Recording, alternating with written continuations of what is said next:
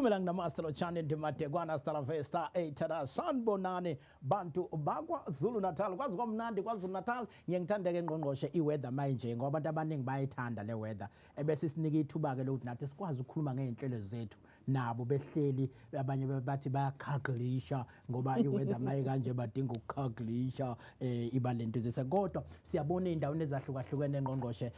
njoba iweather umgaqo imanzi kunje kunetha endaweni ehlukahlukene siyesilokhu sibagqugquzeleka abantu ukuthi ke abahamba ngeemoto bagade kunamadamu nje obuye uthothi asemile la emgaqweni engathola imoto isiphayiza phaphalaza iphume emgaqweni ave kubalekisa igadi izinto ezifana nalezo imfula siyazi kwezinye indawo kwelwa imfula siyacela abantu bakithi bagade ngoba kuningi okugcina kwenzeka ngaphansi kwaleso sigaba nje ngqongqoshe kule weather esikuyona ubabingelele ngqongqoshe bese uthi nokubakhumbuzisa nje ukuthi ke le weather le ayigadwe ngoba isikhathi esiningi futhi nakho ukuqhamuka nezinto lezi silokhu sithi abantu abame phela uyabona bame bese belokubezenza ke ngale weather ngicela ke ubathi nje fahla ngqongqoshe siyabingelela kubabukele emakhaya sibingelele kubalaleli emakhaya nabo bonke abasilandela kuma social platforms ethu sithi ithada manje kingakho Ntokozo assume ukuthi njoba lina namhlanje nangalosuku izwakala le ndaba bese sizwa libalela ilanga bethi usho kanjani malibalela ilanga ngoba kuyanetha kodwa ke uma ngabe lizobelinda lapho likhona nawusilalele kubalekile ukuthi uzigade futhi nabantu bashayele kahle makubanda ke Ntokozo ezinye izinto ezenzekayo siyayisifakele into zokufuduma lisendlini kwesinye isikhathi sikhohlwe nokuyikhipha whether ihita yegas or imbawula or whatever kanti kuba dangerous ukulala nalezo zinto ekakhulukazi uma ngabe kubanda so kubalekile ukuthi abantu bakithi bazinakekele absolutely ngithande futhi lesikhathi ngoba isikhathi esinomoya kakhulu ngqongqoshe ngiyangibona nje lemakhaya thina sasothi manje sakhiwe indlu kahle bese siyibamba ngamatshe phela la phezulu othayela uze bengasuki uyaphezulu angazi noma izipikili zayibuye ingasebenzi nodwa ikhona la uthothi kubekwe namasondo phekwendlu na mawusumo usumkhulu kakhulu bese ubhengu ke sigade zonke lezo zinto lezo kulesi sikhathi esisuke sibhekene naso izolo sike savakasha la sivakashela kwaMbonami endaweni ekuthiwa kwesakamthetho sivakashele kwa comrade uNathi umthetho asiyohlanganisa amehlo nomndeni ngibonile kodwa ukuthi ngicishe ngandiza ngoba bekunomoya manje njoba kuneyino lezinkulu nje umoya wami ubuvela uthathe kwazona awu madoda ngabona ukuthi uma nginganakile lana ngihamba nawo impela khitho vele beneyinwele kakhulukazi yabona beyigangade ngoba sengavele zihambe nazo wona lo moya ube mkhulu ube mkhulu kakhulu ngiyathemba nihambe kahle ke lapha na ohlelweni la izolo ngoba phela sizwile indaba ezebhlungu ezenzakele esiphila nje ezweni sakhile njalo absolutely ngqoshe ngizocela siqale kodwa ke ngiyazi ukuthi ke kube yiviki elikhulu labantu abadala ingakho sinanodade wethu la ozoke sesifahla ngeinhlelo esinazo siwumnyango zabantu abadala kodwa kubuya ngathi uhulumeni uba nesikhathi la ayefise nje ukubakhumbula abantu abadala abakhumbuzise ukuthi baseyingxenye yethu siphila sibonile kunane parliament labantu abadala into esuke isho ukuthini lokuhulumeni well ngomhla ka1 kuOctober Ntokozo it's an international day on senior citizens okusho ukuthi usuku lapho kusuke kugubhwa noma kubungazwa abantu abadala umhlaba wonke so thina ke njengohulumeni sibe nezinhlelo zokuthi ngalolo suku siyahlangana nabo abantu abadala sixoxe sibabungaze kodwa singagcini lapho bese siba nohlelo lokuthi sihlangana kanjani nabeduze sesixoxe eduze ke manje sengasiwumcimbi nje leyo kuyayisibize ngokuthi ke senior citizens parliament lapha abantu abadala ngoba abantu abadala banama organizations ababelonga kuona bese bayahlangana ke basho ukuthi hayi baneyinkinga abanazo bafisa uhulumeni alungise la bafisa uhulumeni alungise lapha into engithanda ngebantu abadala uma befike kulama parliament Ntokozo abayikhulumi ngokwepolitiki bakhuluma nje ngezidingo zabantu abadala uyabona nje thina njengomnyango wezempilo sivamile ukuthi sibe ku receiving end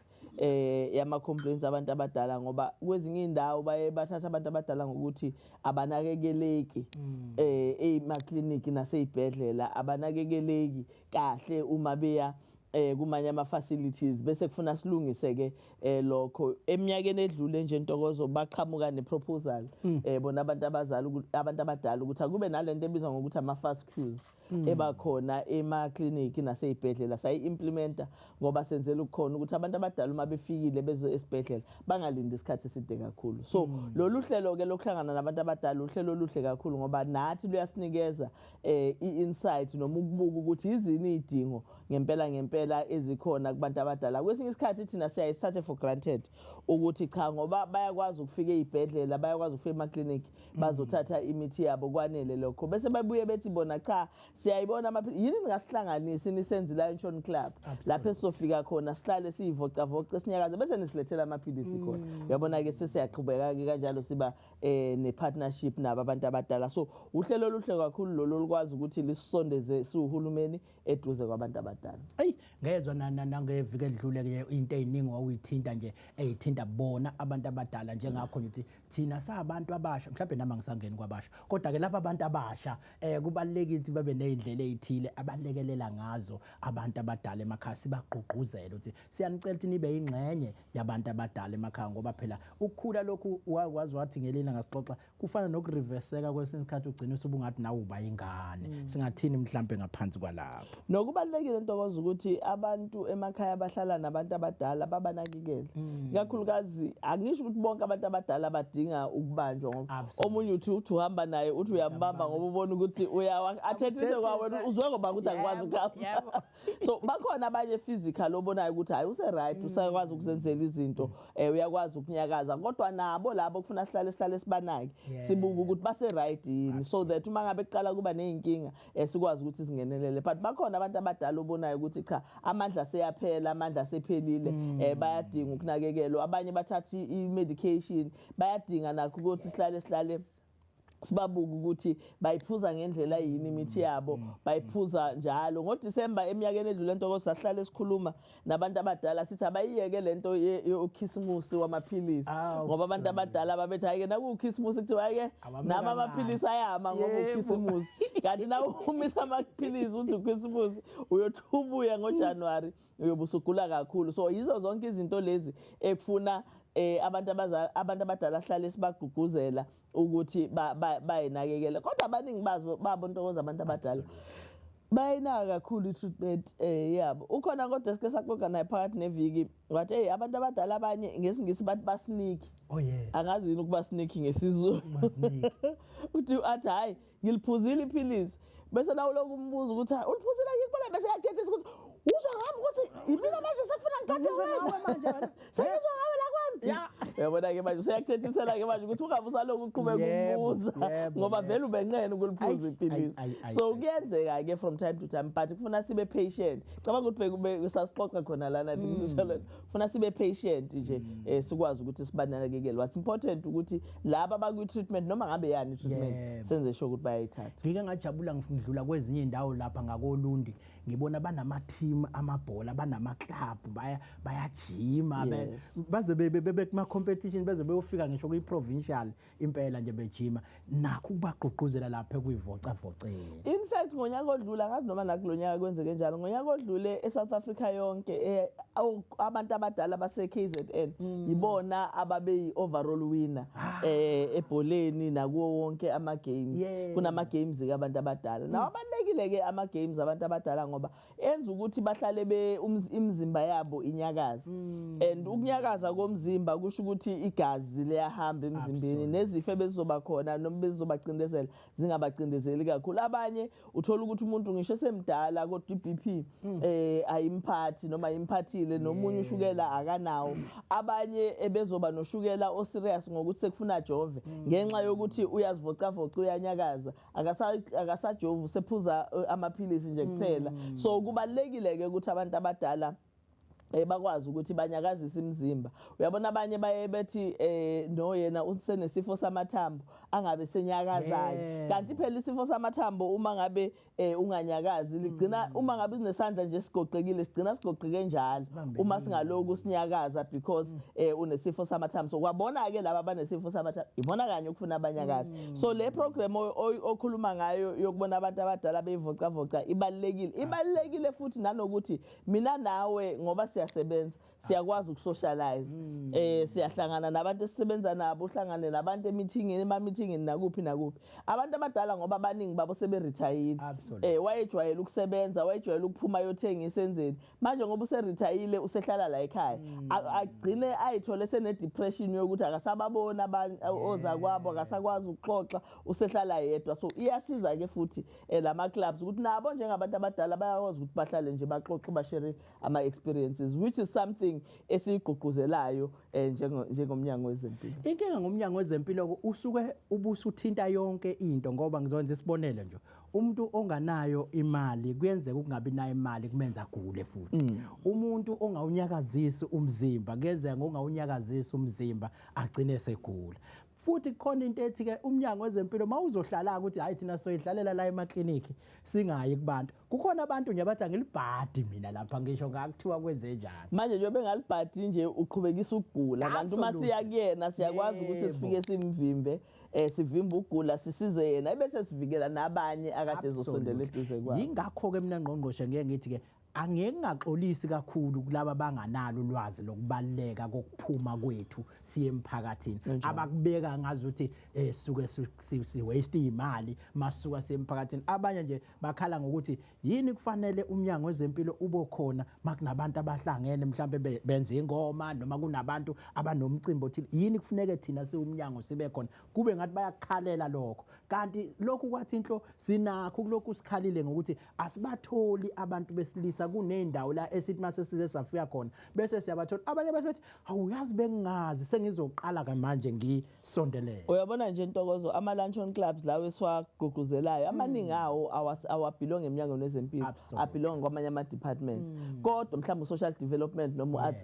uDisek, kodwa kwezinye indawo uyabona ukuthi hayi abantu abadala abahlangene, kanti siyadinga thina njengomnyango wezempilo ukuthi sibe neprogram yokuthi njalo mhlambe ngeviki sifuna ukubathola ndawonye abantu abadala. Yiphi indlela ke yokuthi bahlanganise batholele phela ama activities so that now ukwazi ukubalethela imithi, uyakwazi ukubathola endaweni eyodwa, uyakwazi ukuba observer, uyakwazi ukubanikeza whatever udinga ukubanikeza yona njengomnyango wezempilo. Abanye bathi badinga ukutshala, bafuna izinto zokulima, sihambe siyoyifuna whether sisithola ku Department of Agriculture noma sisithola phi, kodwa nathi phela sine responsibility ngoba enye yezinto esiyifunayo Ntokozo kubantu abadala ukwenza sure ukuthi nabo badla ukudla okunempilo, ukudla okuclean. Abantu abadala abaningi bayazi ukuthi ukulima, ukutshala ikhebishi, ukutshala ispinach, ukutshala anyanisi into eyenzakalayo le, so sibagqugquzele. So and by the way, uma ngabe uyolima noma uyotshala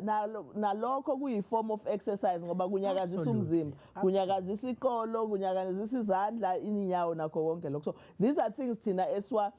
encourage ngoba zikhuluma nge-healthy lifestyle. Yingakho sithi asibe healthy KZN. Uma sithi asibe healthy KZN asisho ukuthi phuza amaphilisi kuphela, sithi nyakazisa umzimba, zivocavoce noma wenze noma yini enye, including ukudla okunempilo. Ukudla okunempilo akudingi ukuthi uzube nemali yokuyothenga, uyakwazi ukuthi utshale la ekhaya. So asibe healthy KZN isifake ezintweni eziningi. Absolutely. Yabona nje lapha eNewcastle ngeke ngavinjwa banakho ukuvimba abantu manje ngqongqoshe angisazi izomela niyibuke lento leyo kuba i-celebrity. Sekufuna sikutholela ama bodyguards nenotch nithi ukuyibuka. Kanti celebrity lena bengingayazi mina ngiyela ngesikole. Kodwa ke bangivimba lapha eNewcastle uthi uyazi maphisa khona uhlelo enani lenze lapha nenze lo gogo. Thina ugogo wethu wayengafune lutho enesibhedlela phakathi, engafune lutho nje. Kodwa after leya program enini naye wathola ukuxoxa nabanye abadla amaphilisi, wagqugquzeleka manje sekuyena ogqugquzela nabanye. Shoot ngale program nje le sesithole omunye umuntu oyi advocate. Uma sikhuluma ngama peer mentors ke Ntokozo siyayisithi abantu abayi-age group noma abacishe balingane kulula ukuthi baxoxe language efanayo asikukhulumi nje ebantwini abasha kuphela lokho even ebantwini abadala abayi-age group eyodwa ahlala umuntu athi hayi nami ngake ngadlula lapho yazi kodwa indlela engcono ukuthi ngathola lamaphilisi udokotela ngaye eclinic ngafika nganikeza ukuthi useyalalela njengoba usho ukuthi oh hawu kanti kuyenzeka kuyaphileka so yebo into ye peer mentorship ibalekile ngoba yenza ukuthi ontanga bakwazi ukuthi bagayidane basizane phezulu kwalento kwezinto ezishiwo uhulumeni. Absolutely. Ke jubana lite ngizoke ngiyobheka lapha ya kwi-page lomnyango wezempilo lithi KwaZulu-Natal Department of Health bakhumbuzeka abantu ukuthi mawudinga noma ngabe luphi usizo lapha bakhona abantu mawukwazile ukungena nje kahle wabeka ngenhlonipho nawe ngoba ikhona lezi engathi zibone ngazi ukuthi thina siyama robot nakangena phakuthuka ebese ethi ngifuna ukuthi nokuthi ukusiza kanjani umuntu usumthukile manje ngena nje ulibeke udaba lakho ngendlela nje futhi ukuthi ukhuluma nomuntu babakhona abantu who are manning the page kumele ke mawuthi ukhuluma nabo bekwazi ukusukumela isikhathi esiningi mawuzo inboxa futhi bayakwazi bekusukumele bekulekelele sithi abantu abangeneke bencoma wenze kahle nangumfowethu ucebe okhulu nje Valende uthi hey kunobhuti osebenza eStenga Hospital wakwaGumede ngikhohlwa igama lakhe uyidakhi and tall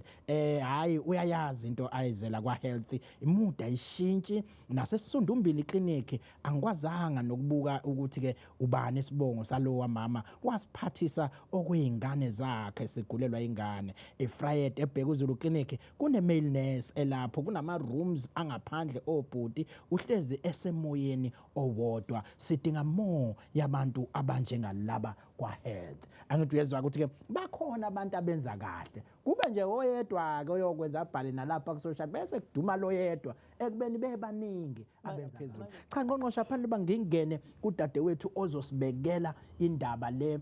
yokuthi ke lapha emaklinikhi ethu naseyibhedlela zethu iziphi inhlelo esinazo abantu abadala bengifisa ukuthi ke sidlule kule yama mortuary ngoba la KwaZulu-Natal indaba yama mortuary isuka kude manje yithi mayisikhiwa nje phezulu kube ngazi ukuthi umnyango wezempilo ngempela iwona ongafuni ukwenza noma iwona onqaba ukwenza kanti phela ke ungqongqoshe uyichaze kahle indaba yama mortuary ngiyafisa ukusibeke nje esithombeni ngoba sike sezwe kuba nemibiko ngathi izibalo seyiphinde zakhuphuka futhi zabantu abalapha ya emamochwari kwashiyo kuyibalo engazi noma ungqongqoshe izona lezi azaziyo yini kodwa ngicela ukusibeke nje esithombeni ngalento yokusebenza nje kwawo amamochwari KwaZulu-Natal. Well Ntokozo ku opportunistic go sopolitiki kakhulukazi ukuthi baloku bahlale beyiveza le ndaba ngoba njalo imiqhamuka indaba yemzimba emamochwari engalandibanga siyayichaza ukuthi akuwona umsebenzi womnyango wezempilo kunabantu inemixhantelo eminingi but abantu okuyibona ngempela abanikazi bemzimba lena amaphoyisa asikwazi ke thina njengomnyango wezempilo ukudedela umzimba unless sekusho amaphoyisa manje ke ngiyabona ukuthi kuhlale kube khona abathi nase bebona ukuthi akusakhulunywa ngabo ebese bayayiveza le ndaba angiyazi report le ethi kunemzimba engaphezulu ka900 ukuthi velaphi nasemnyangweni sengike ngabuza kunhloko yomnyango nabo bonke abantu abasebenza khona hayi asikayiboni kusho ukuthi naloyo obhalile usazobuya sixoxele kanti umuntu yena velo naye access kithina bekufuna ngabe usibuzile sakwazi ukuthi sichaze kodwa ke asiyazi ukuthi usazosixoxela ukuthi ithathaphi kodwa sigcina Ntokozo ngicabanga ukuthi no it was not April it was around June senza i-report between May no June senza i-report yokuthi sesinemzimba ewu620 esisele njoba iwu620 nje imzimba esisele sisuka enambeni engaphezulu kuka 1000 not even when we started 2 years ago imzimba yethu ibila ku 3000 sehla ke last year ibi 1700 nento and ngenxa yokuthi labantu ekufuna ngabe sisebenzisana nabo bekungatholakali kahle uHOD noma inhloko yomnyango wasexhumana namaphoyisa nalo phethe emaphoyiseni ukuthi hayi ngeke phela sesinenkingi wozani kwase kuba neprocess ebekwayo yokuthi bazotholakala kanjani so njoba ngisho ukuthi around April May June inamba zethu bezila ku 620 kusho ukuthi kuyenzeka ke from time to time kube khona abantu abaedekayo mhlambe ibisiya iyakhuphuka so i report entshe sitholayo ithi kuba u700 noma imizimba u750 or so Okay. ekhona manje engaka claim. Now uma ngabe ke kuzoba khona iprocess yokuthi kungcwatshwe umuntu ongaziwa bathatha abantu abathintekayo amaphoyisa umnyango wezempilo nomasipala. Amaphoyisa ngoba wona kuumsebenzi wawo ukuthola ukuthi umuntu ushone kanjani aya investigator awu release umzimba uma sebethi sesiqedile ngeinvestigation seningawukhipha ke thina njengomnyango wezempilo umsebenzi wethu ukuthi uthola umzimba siubeke siugade uhlale kahle until amaphoyisa ebesethi usengangcwatshwa. Uma ngabe still abantu bakhona bengatholakali umuntu ke sokufuna ngcwabo umasipala. So omasipala ke bonke ngokuhlukahlukana kwabo bane responsibility yokuthi babe nendlela nendawo yokungcwaba abantu abangaziwa lento ebizwa ngokuthi proper burial. So uma ngabe amaphoyisa seqedile umsebenzi abuya kuthina esethi hayi sesimqedile lo mzimba seningawudedela thina ke bese siya kumasipala. Kuyenzeka ke kwezinye indawo uthola ukuthi kuba nenkinga nokuxhumana nomasipala ngoba abanye ababaye bathi abanayo imali abanayo indawo yokungcwaba nakho konke lokho. So izinto zethu zidependa kakhulu ekutheni iphoyisa selivumile yini ukuthi liyawudedela umzimba. Uma seludedele bese kuthiwa masipala ke nawo kumzimba wakho ungcwabe ke sesiqedile ngawo. So kuya ngokuthi bonke laba bantu ba ready. Asikwazi ke thina ukuthi sivele sithi umzimba siyawudedela ngoba sizosaphi. Absolutely. Asinayo imendate yokungcwaba. Abantu abangcwabayo umasipala kodwa siyaqhubeka engage sixoxa nomasipala ukuthi hayibo njalo nayi imizimba yenu isaloku ihleli isaloku ilindile enzani sho ukuthi niyayithatha. So iprocess esiyithatha serious kakhulu le. Inkinga nje ukuthi ayidepend eminyangweni wezempilo. Inabanikazi bayo bese thina siyilento ebizwa ngokuthi siyihost umuntu obambile nje okwesikhashana. Uma sekuphelile emaphoyiseni siyaqhubeka sihoste ebese umasipala usuthi na usu ready bese yawuthatha kuze. Yazi yachazeka kahle into oba nabanye khona ade bengibuza bathi hayi mina nihlale bathi yini siya defender nihlale ni defender nje ngithi mina yisho ukuthi si defender makhona umuntu othi ngisaphenya ngento ngibekele yona sizoyibeka thina phenye athi njoba ngiphenya ngicela ungilekelela uyivula umunwe lapho ukuthi kubonakala ukuthi umuntu ubulimele ngempela sikwenzeke thina lokho ukuvula umunwe sibuye siuvale aqhubeke nophenyo lakhe azaluqede uphenyo mase liqedile ihlobo seziyafuneka mayingatholakala ihlobo sekuyadlulelwa ke manje kumasipala njoba eyichaza nje ungqongqoshe eyichazayo manje bona ke bayifisa ukuyifunza kube yaka health. Siyakuthanda impela nathi ukuthi sithi ukube kuthiwa umthetho uyasivumela ukuthi imizimba umifika kuthina sivele singcwabe uma seqedwe ngabe siyakwenza lokho. Manje akusikho kwethu umthetho awusinikanga lawo manje. Futhi ke kuyiqiniso phela umhlaba ekufuneka iye kuwo lo mzimba ibhilonga komasipala. Yingakho kwagcina kuthiwa iprocess ekufuneka yenziwe omasipala. Ngiyathemba ukuthi akusiko ukudefenda bakwethu kodwa nje sifuna silibeke phela iqiniso. Hayi mina ngeke ngibuke nabanye kuthiwa yena hayi kushe iwodi elodwa athi umuntu kuthiwa ashe wonke amawodi esibhedlela mase sizosha ukuthi cha kusha lodwa uthi aniya defender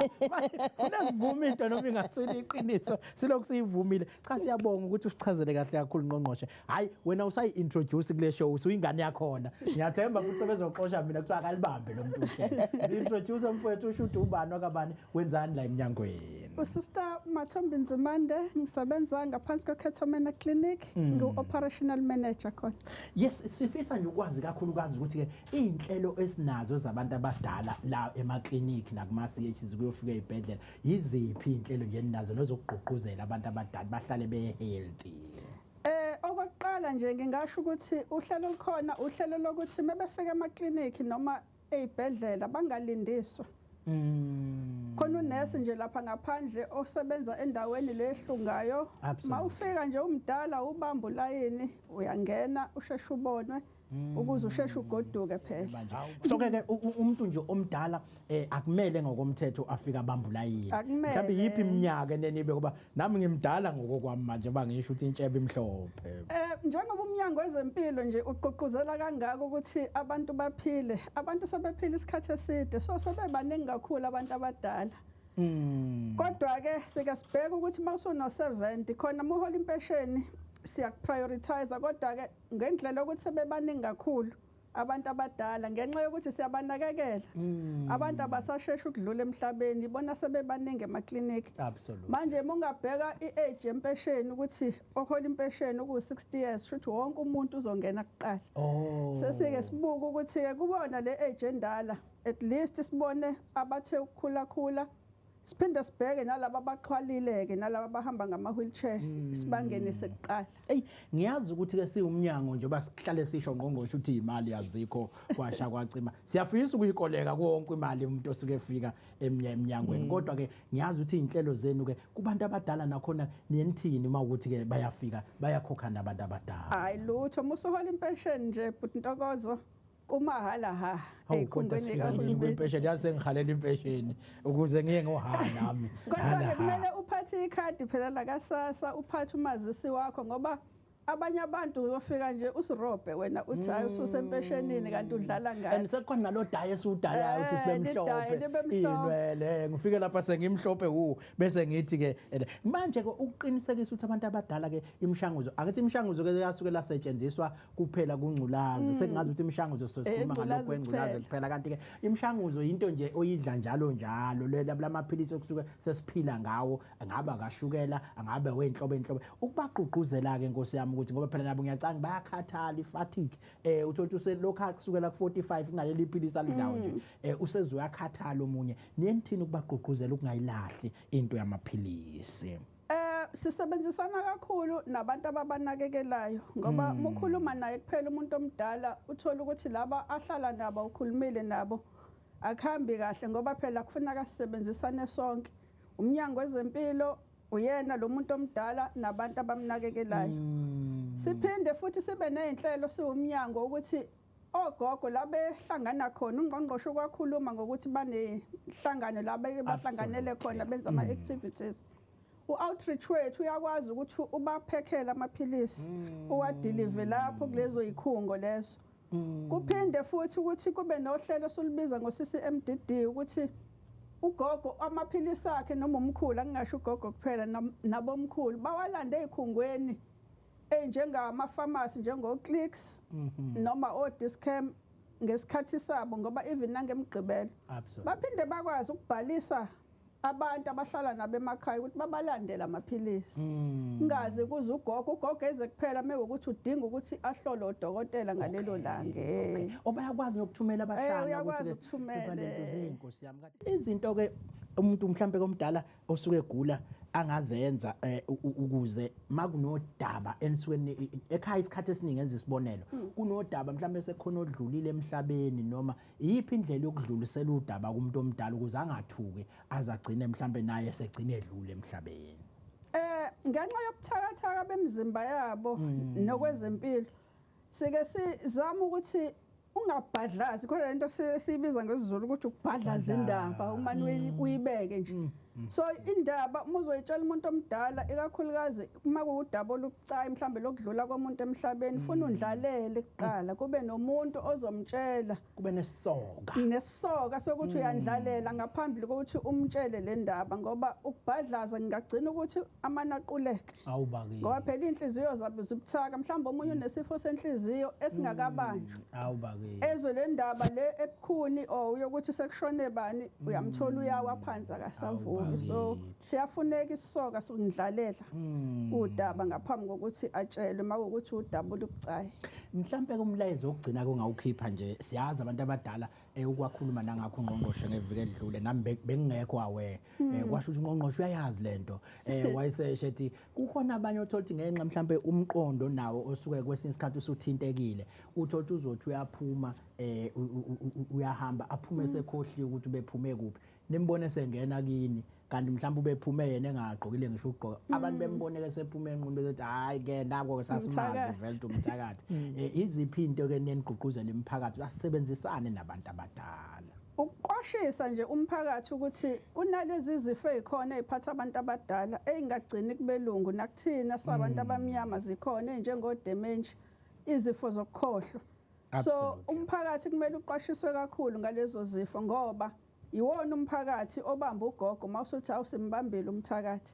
nabantu abahlala nabantu abadala ababanakekele bakhiye iminyango ukuze labantu bangaphumi bayithole sebethwabaza kweminye imizi Yebo. khiye ukhipha ukhiye Ey. shuthi nalabo abafika late emakhaya abazama ukuthi ukhiye bawubekaphi ngoba ukhiye ushiwe eminyango ugogo uzophuma phela awubakithi Eh. ngeke ngiyibuka nje lento phela abanye ngoba sikhula kuyasetshenzwa ugogo kusesele yedwa ekhaya uthola ukuthi ngempela sekukhulekile abakwazi ukuthi abanye bedampe abazukulu ukubona Ugogo. usesanganiswa nabazukulu lapha ekhaya kodwa ke ngiyacabanga ukuthi imndeni nemndeni kuyohlale kukhona indlela abayisebenza ngayo leyo ndlela leyo no sibonge kakhulu ngendlela osiphathele ngayo udaba labantu abadala ngqongqoshe kukhona mhlawumbe ubufisa ukugoqa sisashintsha silanda insizwa la ezosilekelela nayo ngo 1.1 million no iyona ntokozo ukuthi kufuna sigcizelele nje ukuthi abantu abadala abanakekelwe ekhaya bakwazi ukuthi babhekwe ngendlela okuyiyona yona ongasaphilile kahle ekhaya kube khona umuntu omgadayo nalo ophilayo sihlale simbuka absolutely ukuthi umi kanjani so that sikwazi ukuthi simsize nomphakathi ke kufuna uunderstand ukuthi phela njengoba ukhula neminyaka iyasho ukuthi nengqondo iba ingqondo ekhulayo nayo you know so kufuna ke society noma siwumphakathi sikunderstand lokho Ey ngeke nganotice enye into engayibona nalapha ngihlangana nenye insizwa lapha ePort Shepstone ngiseka education yayumhloli omkhulu iyasho ukuthi sengihlangana nayo ukuthi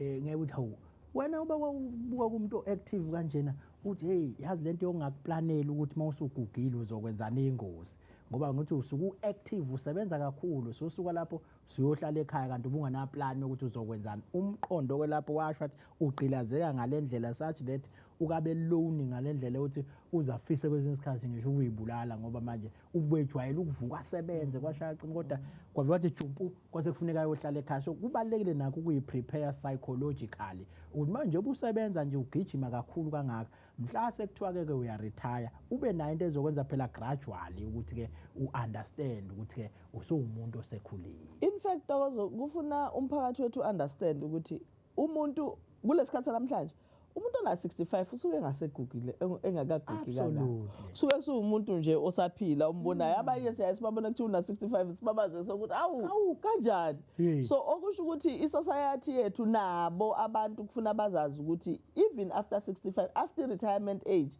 ye government usenayo amandla okwenza izinto asambe senze izinto ezihlukahlukene ziningi izinto esingazenza Ntokozo akhona ama NGOs akhona ama NPOs esingawaqala sisiza umphakathi abanye banama skills amahle kakhulu njengomusho lo uthi principal sikhona iskill angasenza lapho uassist ingane esikolweni after hours so kuningi esingakwenza mina ngihlale ngisho Ntokozo ukuthi mangathiwa ngiya retire angiboni ukuthi ngiyokwazi ukuhlala ekhaya okusho ukuthi sekukhona ekhanda lami ukuthi after 65 kufuna kube khona enye career engizobe sengingena kuyona kodwa ezobe sihambelana neage yami ngaleso sikhathi so it's correct kubalekile ukuthi uma usudlula iminyaka yo65 ube nayo into yokuthi uzokwenzani kukhona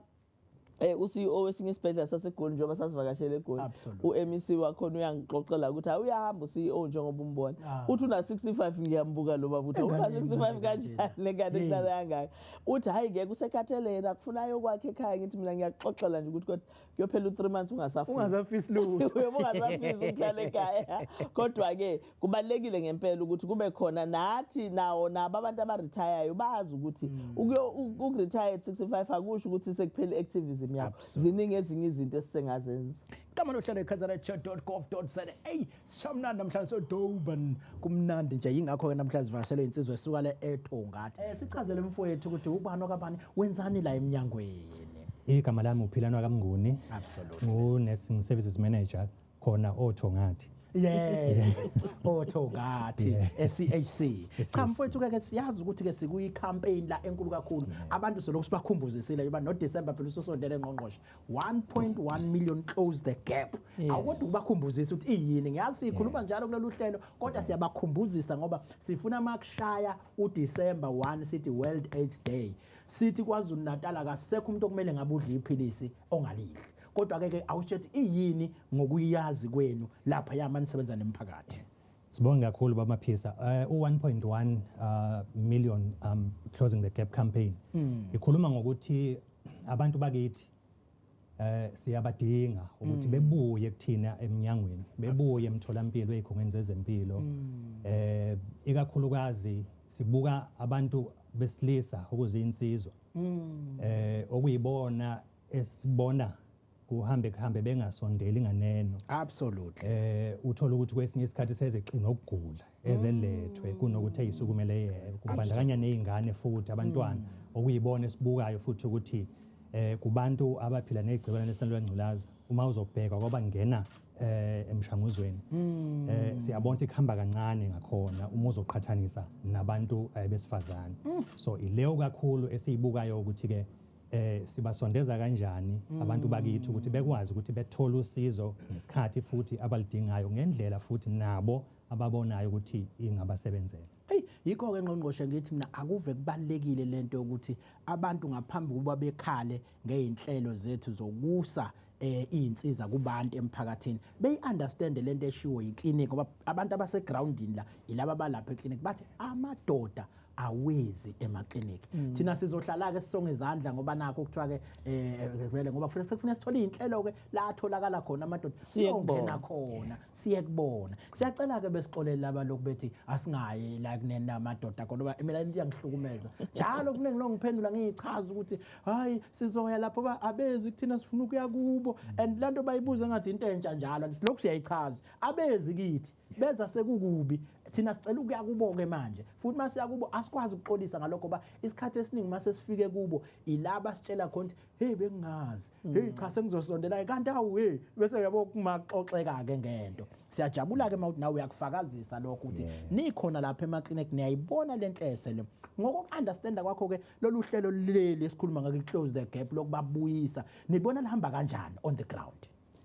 Silibona luhamba kahle. Lungaba nazo ingqinamba lapha nalapha ya. Kodwa nje uma ngingabuka nje ngizoqala nje khona othongathi la ngisebenzela ngakhona ukuthi sasinikiwe ukuthi naba abantu okufanele nibabuyise ngaphambi kushaya uDisemba. Ngingakusho nje manje ukuthi kulabo ababe u3800 u3080 usubuyile. Sesibuka ke manje ke lo 726 ke manje ukuthi simbuyisa kanjani ke before kushaya uDisemba. And manje uzothola abantu abaqashe lapha yana niyongena ezimobeni ningene yonke indawo ke manje ngoba phela uyabona mase kusela u700 usuku 3000 seselibhuku usuka ku3000 sukuhambe kakhulu hayi bahambe kakhulu otho ngathi and nini bathola kalula ake ngifune ngibanyusela iscope beze nangala eMaritzburg la engihlala khona ngenifike lapha yana nizosilekelela nalapha yana hawu mawuseke ukuthi kuyivula ke ngoba uthathe uzoqala othongathi. Yebo uma sibheka nje ngoba uthongathi ngaphansi kweTheku nakhona eThekwini kwaku 23,400 and something. Kodwa uma ubuka ngokunyuka siyasondela esigamini saleyo nombolo leyo njoba ngishilo kodwa ke bamaphisi ukuthi ziba khona ingqinamba engafani indawo nendawo. Yebo. So ke ngiyachazeka ke ukuthi abase groundini bafakazela lokhu engihlale ngikusho. I-province ke khona manilalela kuthiwane khamba kanjani? Nakhona bamaphisi uma uzobuka ngokwe province kwakune bantu abangu 117,000 okwakufanele sibabuke njenge province. Nakhona uma uzobuka ngokusebenza kwethu esilapha yana egroundini ikhona imphumela ebonakalayo. Absolutely. Yebo. Hayi ke ngiyajabula ngoba kusho ukuthi ke bayasizwa abantu phansi kodwa asiqhubeke ke usibacela bafowethu ukuthi ke mawumuntu owahamba wawechecka kwathiwa siyalibona wawusuthi wena ngiyabuya wawusunyamalala nomphelo siyacela phela ubuya ngoba kwesinye isikhathi mawuwaqale nje kuse elamaphilisi wawadla kahle uyazi kuyibuyela back to normal impilo kangangoba ungagcina uthola abantwana abangenaso futhi isandulela ngculaza kugcina nje konke sekubuyela back to normal ungasalidlulisi nawe igciwane phambi ngoba uwaqale elamaphilisi. So yikho sithi siyabacela ukuthi ababuye nabo ke laba abakhathala endleleni siyacela ukuthi buyani bafethu senincengwa yimi ke manje. Absolutely. Iziphi ingqinamba enibona ngathi ke abantu izona ezenza ukuthi bengabuyi manilandelela? Yebo. Okokuqala nje esayibuka into ngoba uma ubuka uthongathi mhlambe nawo iKwaZulu Natal lonke siyazi ukuthi kuningi ukunyakaza okukhona ngenxa yamathuba emisebenzi nezinye izinto mhlambe kodwa zikhona futhi izimboni kakhulu siyayibuka ukuthi zinomthelelo omkhulu uma singasondeli khona imboni yezokuthutha kakhulukazi ukuthi zikhona izinto ezibacindezelayo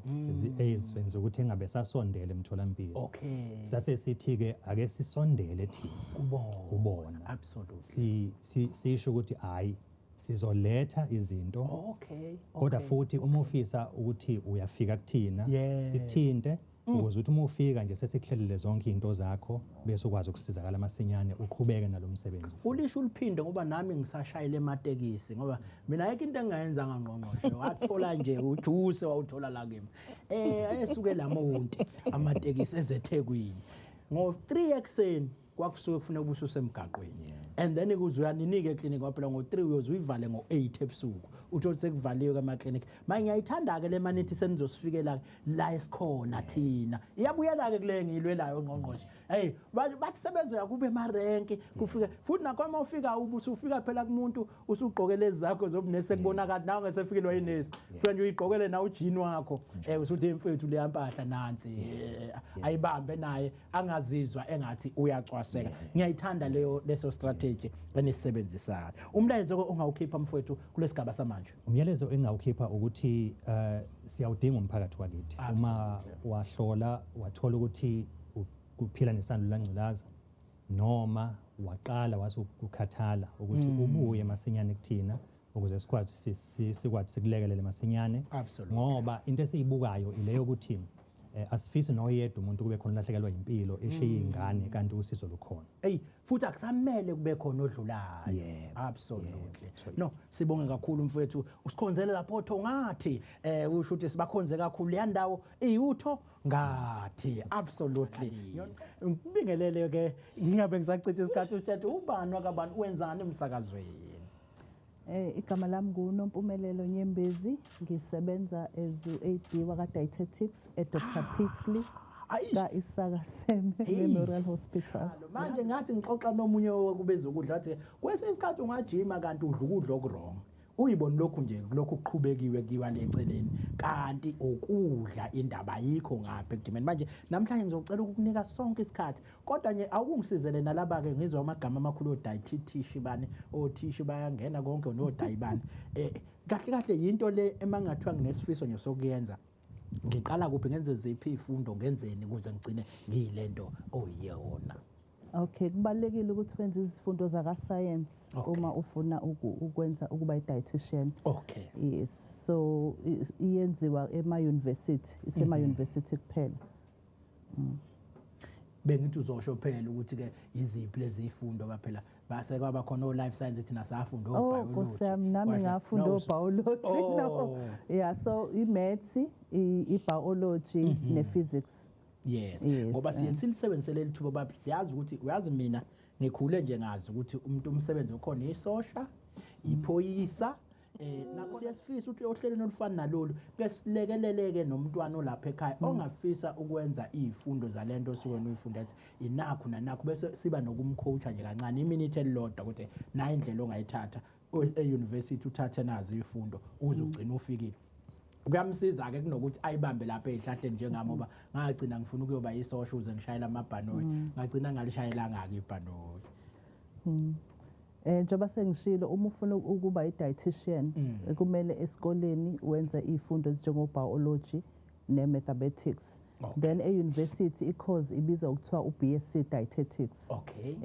siyayithola laphana e-UKZN ePietermaritzburg kanjalo nase-UCT nase-Western Cape absolutely mhlambe ke ngiye ngizwe kuthiwa khona nama-nutritionist into eyodwa leyo noma kukhona la kuhlukana khona okay kunomehluko between i-dietitian ne-nutritionist i-nutritionist kakhulu laba abasebenza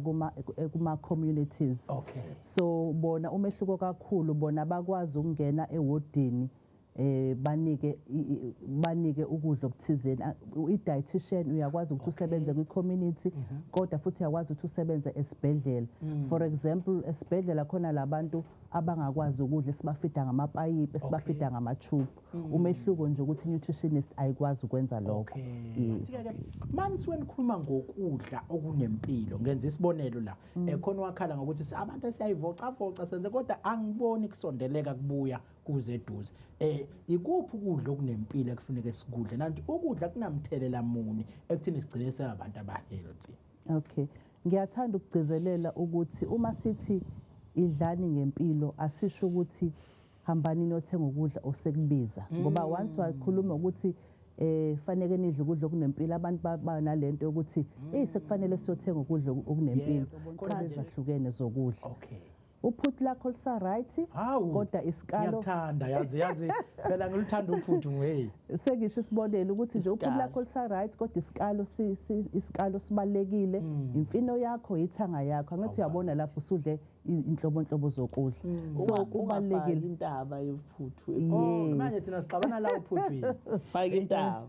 Nalandaba phela yokukhulela lapha emakhaya ngqongqoshe nizobanga ukuthi nifakelwe endishini eyodwa. Funeka usuthe manje mawungakhanga kakhulu usale ngempela ziyaphuthuma lezi zinto uthi mawu4 nisha nje esitshene esisodwa. Manje ke intaba yaqala lapho ke kodwa ke ngiyezwa mawuthona angabe sengifaka kuba kuningi kakhulu okunye kunokunye. ngigcizelela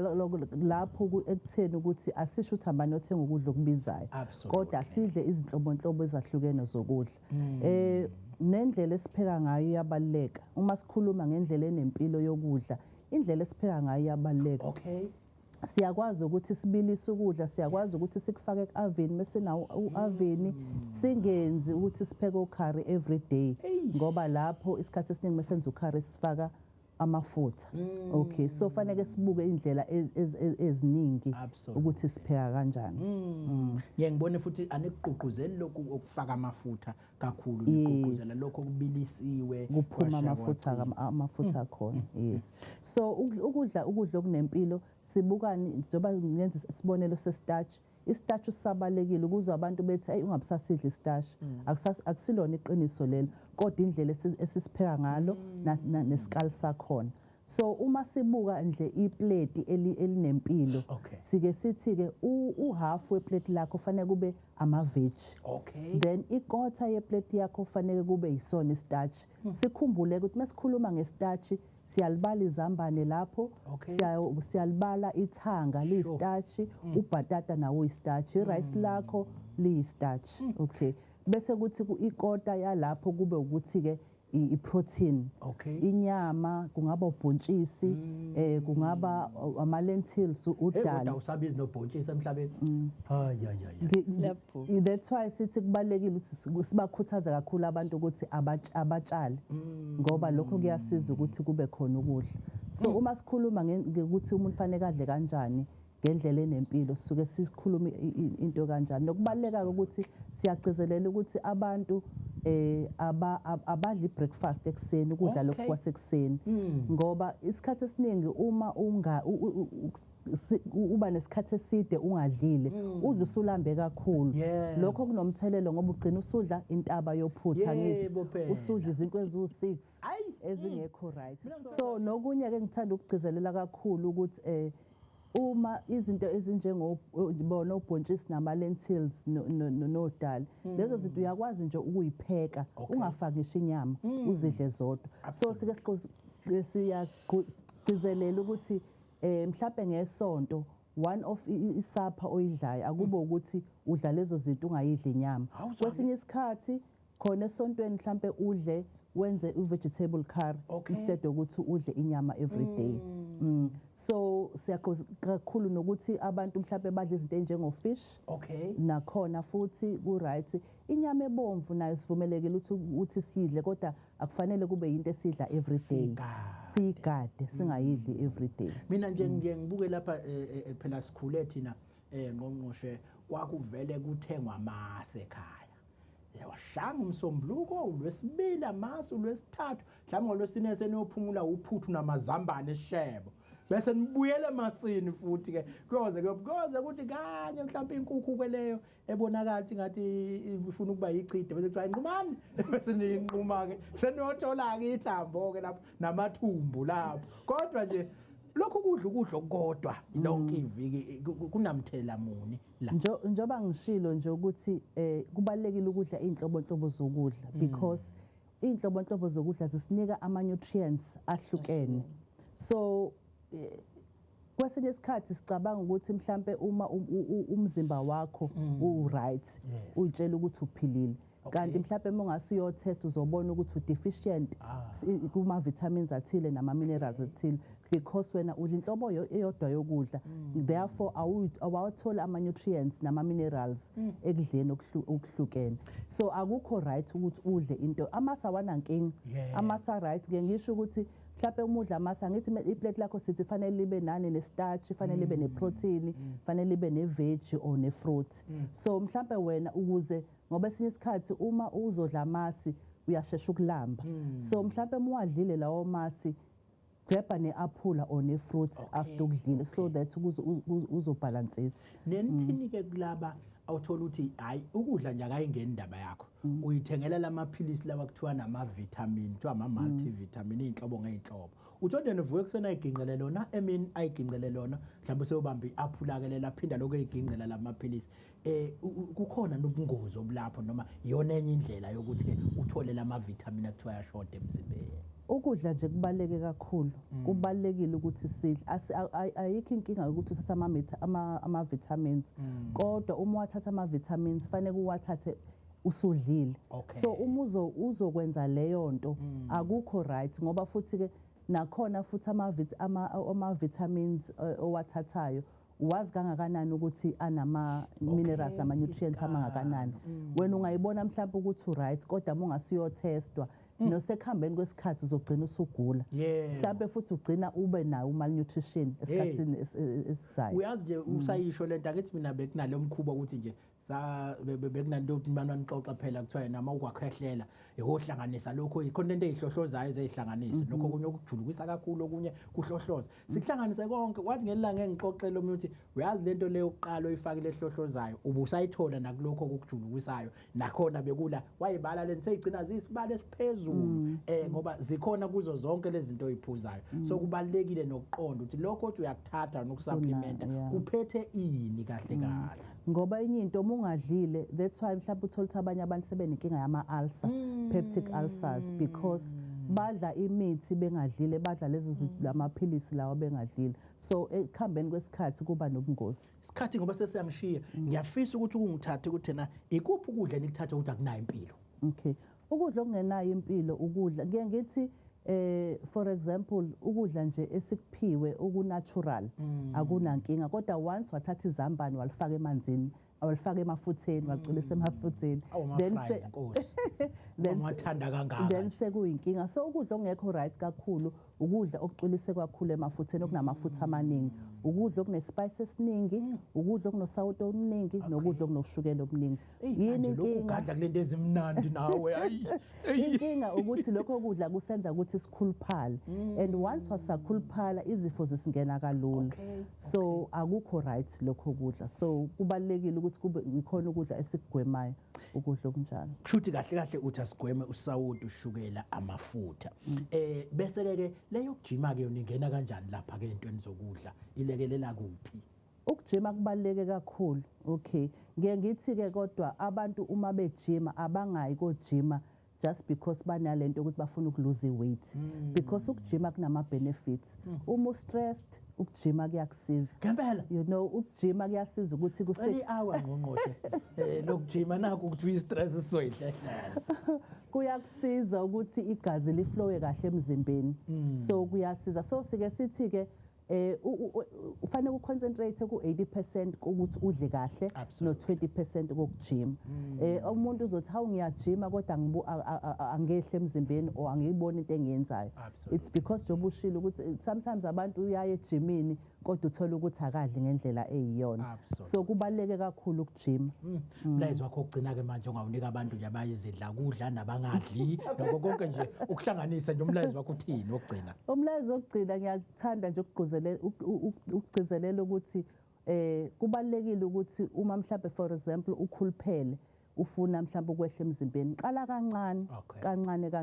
okay nokuthi nje abantu abayihluphe akhona ama dietitian ezibhedlela uma benemibuzo abayihlupha abantu bangafuni ukubona ama dietitian sebegula ngoba siyakwazi ukukhuluma nabo siba advise bengakaguli but isikhathi esiningi abantu bafika kuthina sebegula so nokukhumbuza abantu ukuthi indlela yokudla enempilo it's a form of self love and Okay. self care. So abantu abakukhumbule lokho ukuthi uma udla ngendlela efanelekile, uma futhi ujima ukhombisa ukuthi uyayithanda. mhlawumbe leli lokujima lenza kube nzima ubuke ngathi ukuqukula insimbi ake sithi ukunyakazisa umzimba kubalulekile ngoba abantu phela khona umuntu ovuka nje ahlale akasanyakazisi nje umzimba ukuthatha nje iwalk ima ukuthi ekukhula khulekile usuke wenza omkhulu umsebenzi absolutely ngqongqoshe isikhathi ngoba sisekho ngathina sicela usigoqele uhlelo Siyabonga kakhulu Ntokozo. Ngicabanga ukuthi kufuna sigcine ngale engigcina ngayo yokuyivocavoca yokudla. absolutely Ukudla kahle kubalulekile not just ebantwini abasha kodwa kuwo wonke umuntu. absolutely Uyayibona ukuthi sasikhula Ntokozo ikhebishi lifraywa lize libe brown. absolutely Ngesikhathi eli-brown ikhebishi suke sekuphuma wonke umsoco. babithi Ususele nento nje engabe isazokusiza thina ke sasike silishaya ingqongqoshe kusola ngomsombuluko kweba ulwehlala li-brown li-brown linjalo absolutely kanti phela ikhebishi in fact ama-veg onke ayaphekeka ngaphandle kokuthi afry futhi baye bathi abantu uma ngabe ubhoyilile ukudla akumbi mnandi akulona iqiniso suke umuntu ophekayo engakwazi ukupheka ngoba uyakwazi ukupheka ukudla kube mnandi ukubhoyilile kungafry absolutely so siyacela ukuthi abantu bakithi baqinise nje ekudleni ukudla okunomsoco futhi uyabona-ke njengoba kade usho ukuthi ukuze udle okunomsoco awudingi ukuya esitolo esithize uyakwazi nje ukuthatha khona la ekhaya bayakwazi ukuthi abantu batshale ama-peppers u-green pepper u-red pepper u-yellow pepper uthathe ufake ekhemishini lakho ubhoyile uyabona nje ziningi izinto ongazenza so kubalulekile-ke ukuthi abantu badle kahle bazobuza ukuthi singenaphi ekutshaleni yebo angithi-ke manje ukuze umuntu aphile kufuna adle kahle uchazile ukuze umuntu aphile kufuna adle kahle and thina-ke futhi sinomsebenzi ukuthi kukusiza kanjani ukuthi udle kahle iziphi izinto ongazenza so siyacela-ke abantu bakithi bakubambe lokhu ngiyazi ukuthi nangabe ungakujwayelanga akubi lula uthatha i-step by step kodwa ukuze sibe impilo i-society ephilayo asikwazi ukuthi sidle kahle asibe healthy KZN asibe healthy KZN hey okwesikhathi ave kwesilimaza kuba sasenzela ngabe silishaya kuze kuseke ulungile ke bye